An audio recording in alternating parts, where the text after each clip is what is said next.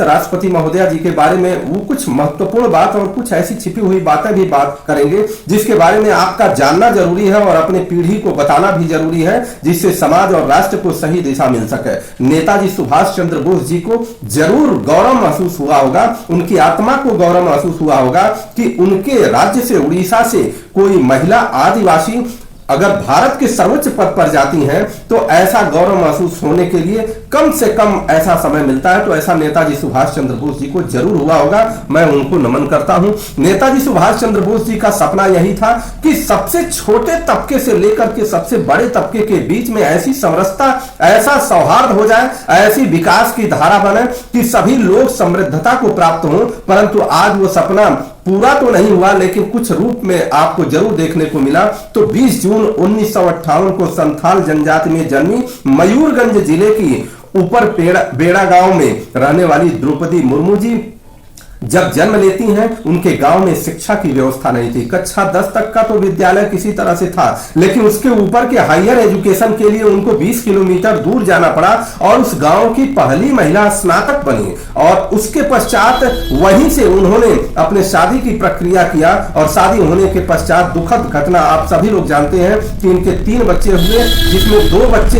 बच्चे थे लड़के, दोनों वह एक्सपायर हो गए। एक लड़की अभी है और उनके पति भी एक्सपायर हो गए। जिसके बाद इतनी कठोर या इतनी कहिए कि दुखद घटना के पश्चात भी द्रौपदी मुर्मू ने अपने आप को संभाल करके समाज सेवा में, सामाजिक क्षेत्र में वो कार्य किया। एक बात और ध्यान देने की बात है कि उन्होंने समाज से अपने जीवन को काटा नहीं, समाज में जुड़ करके समाज सेवा के माध्यम से पार्षद बनी, पार्षद के बाद विधायक बनी, विधायक के बाद राज्यपाल बनी। राज्यपाल बनने के पश्चात जब उनके पास भारतीय जनता पार्टी की वहां उस समय सरकार थी, रघुवर दास जी की, उनका एक प्रस्ताव आया कि आदिवासियों की जमीन को उद्योगपति खरीद सके। ऐसा प्रस्ताव उन्होंने पारित किया और उन्होंने कहा कि इससे आदिवासियों का विकास होगा। परंतु द्रौपदी मुर्मू जी के एक कठोर निर्णय से, जिस पर उन्होंने प्रश्न पूछा कि इससे आदिवासियों का विकास कैसे होगा, इसको बताइए, परंतु इसको वो रघुवर दास जी बता नहीं पाए और आज भी वो मामला ठंडे बस्ते में पड़ गया।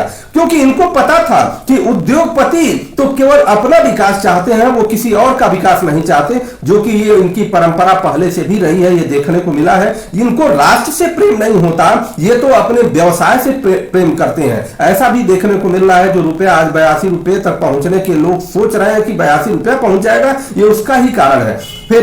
आज द्रौपदी मुर्मू जी जब राष्ट्रपति पद का शपथ लेती हैं तो हमें एक बार चिंतन करने की बात है कि उनके गांव में जब राष्ट्रपति पद की उम्मीदवार बनी, तब गांव का एक हिस्सा जो है, डुंगरी साई नाम का एक हिस्सा है, जहां पर बिजली का कनेक्शन गया, अर्थात अभी तक बिजली नहीं था। और 1,32,000 या 1,42,000 तक लगभग संभावित है कि पूरे भारत में आदिवासी गांव हैं। अगर उन गांवों की समृद्धि ये कर सकती हैं, अर्थात हमारी महामहिम राष्ट्रपति महोदया जी अपने पूरे कार्यकाल में केवल 1,42,000 गांव में शिक्षा की व्यवस्था शानदार कर दे, जिससे वहां पर रहने वाली हर महिला, लड़की, लड़के, जो भी लोग हैं, उचित शिक्षा प्राप्त कर सकें, स्किल डेवलपमेंट के लिए व्यवस्था कर सकें और वहां बिजली पानी की व्यवस्था कर सकें, तो भी ये मानेंगे कि ये भारत की सबसे बड़ी उपलब्धि होगी। अन्यथा यही होगा कि हम आंकड़ों में खेलते रहेंगे कि भारत की पहली आदिवासी महिला जी वो राष्ट्रपति बनी है और वो भारत के ऐसे गांव में जो पहली लड़की, वो किस तरह की